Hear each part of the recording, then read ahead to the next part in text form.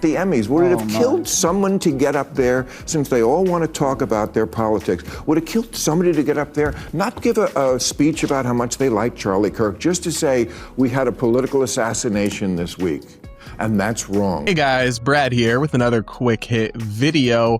We're going to talk about Bill Maher, host of Real Time on HBO, and personally my favorite liberal Democrat, most likely and willing to call out BS on his own side, because he just kind of left his woke panelist, Alex Wagner of MSNBC, rather stunned by a pretty jaw-dropping point that he made about the hypocrisy of Hollywood and how strange, truly strange it is that the Emmys this past week covered all sorts of political nonsense, but didn't have a word to say about the murder of Charlie Kirk, an attack on free speech, the First Amendment, an act of political terrorism striking the United States of America, but they had plenty of time to talk about other crap. Here's Bill Maher highlighting this contradiction. Take a listen.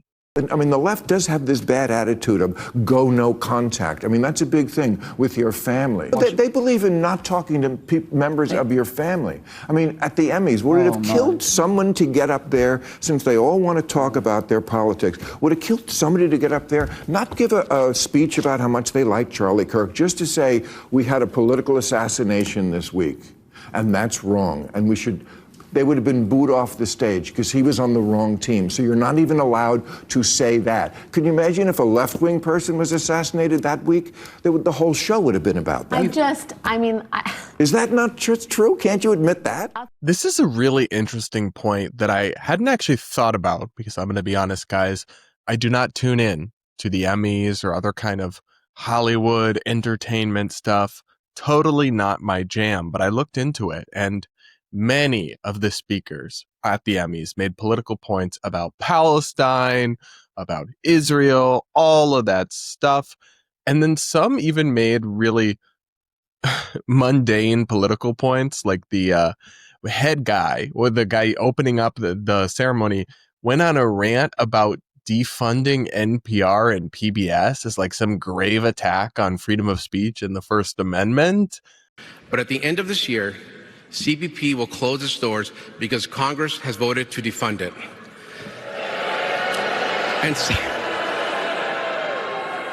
And silence yet another cultural institution. And that's a reminder of just how much our work here matters, especially right now, in a time when division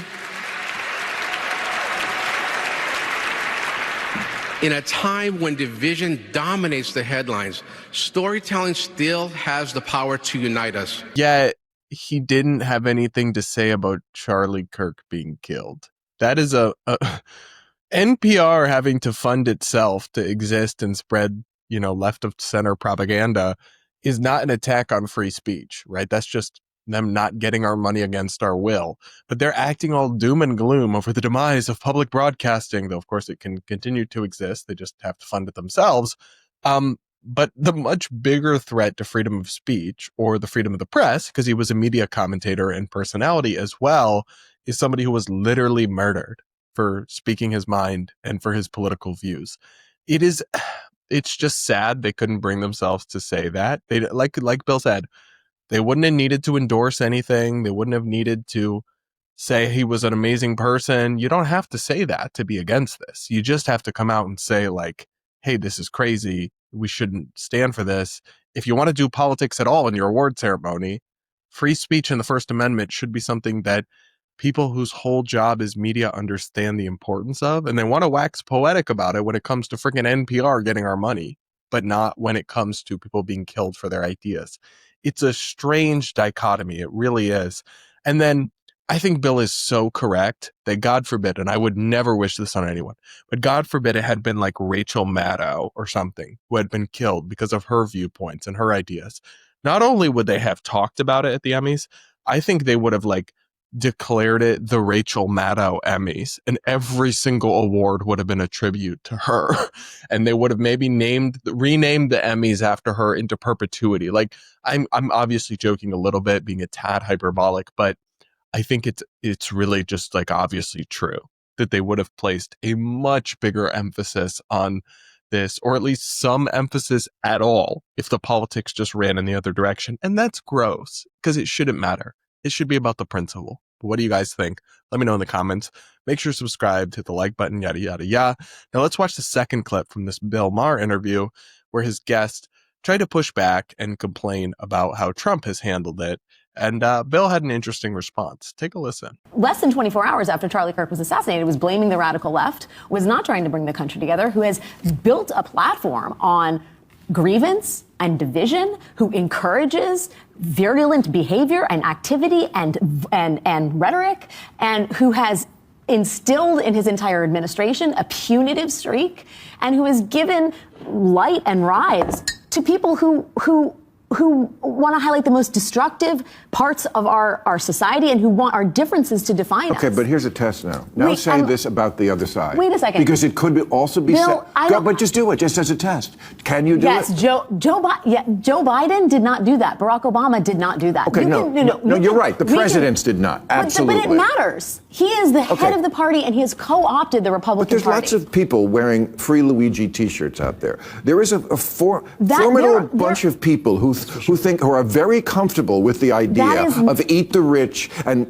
if you are not the kind of person we think exists. Okay. Absolutely, that exists, and that has to do with people feeling outside the system. They are filled with rage. We have a society that's splintering. There are no common spaces anymore. We've lost community. People are tied up in social media instead of talking to each other. I mean, it's a whole host of things, and I'm not excusing that kind of behavior by a long shot. But let's not pretend like the people in power, the people who run the legislative and the executive branch and are at the Supreme Court, are fomenting division. They are not trying to bring us together. Okay, I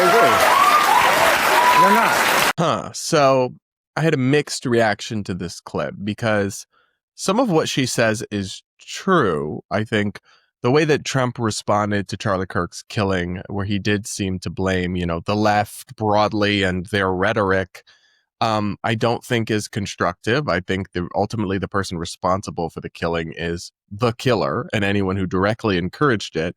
But I don't think people who simply said horrible things about Charlie are to blame.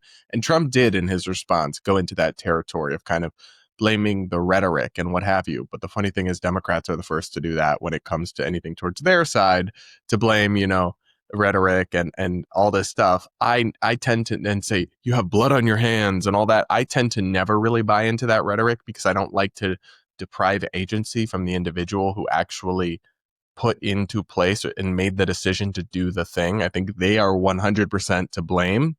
And obviously, Trump is a divisive figure, and the way that he speaks and talks about all sorts of stuff is not meant to bring the country together. He's not he's not trying to unify. That I think is correct.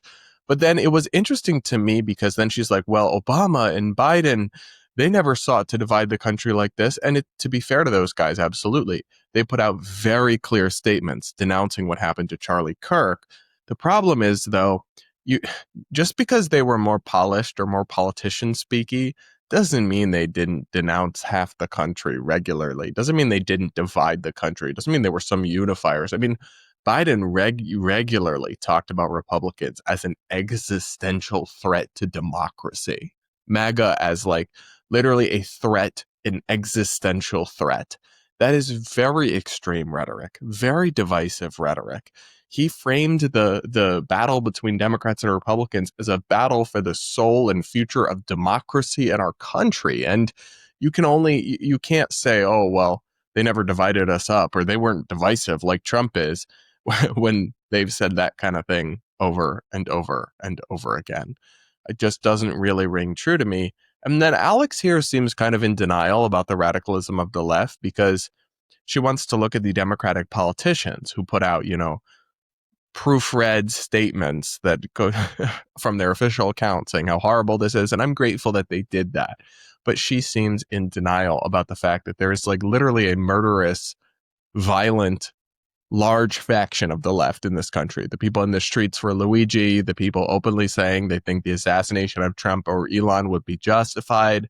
The polling on this is that these are widespread sentiments. We don't have polling yet on Charlie Kirk, but I will not be shocked if a huge swath of left of center Americans tell pollsters that they think his murder could be at least partially justified.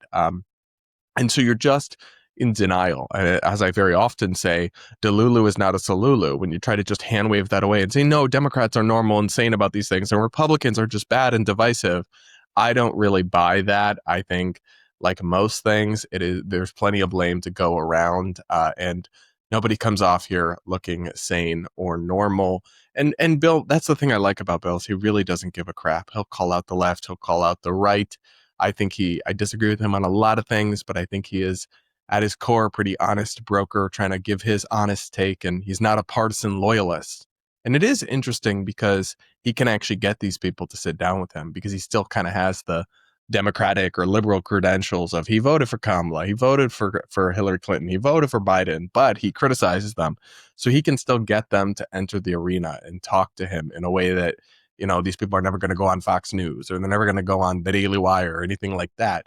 So that's part of why I think his show is so interesting. And I look forward to breaking down the clips with you guys. But what do you think? Did you catch this episode? Do you agree that the Emmys going all in on Palestine and NPR, yet not even mentioning Charlie Kirk, is a bit odd and a bit out of whack? I certainly do, but that's just my take. And I want to hear from you guys. So let me know in the comments. Make sure to subscribe if you're not yet. Do hit that like button while you're at it. Remember to check out full episodes of my long-form podcast, Brad versus Everyone, where I take on media insanity, political nonsense, and internet craziness, all from an independent perspective. The links to check out the podcast are in the description. And with that, guys, we'll be back with more content real soon.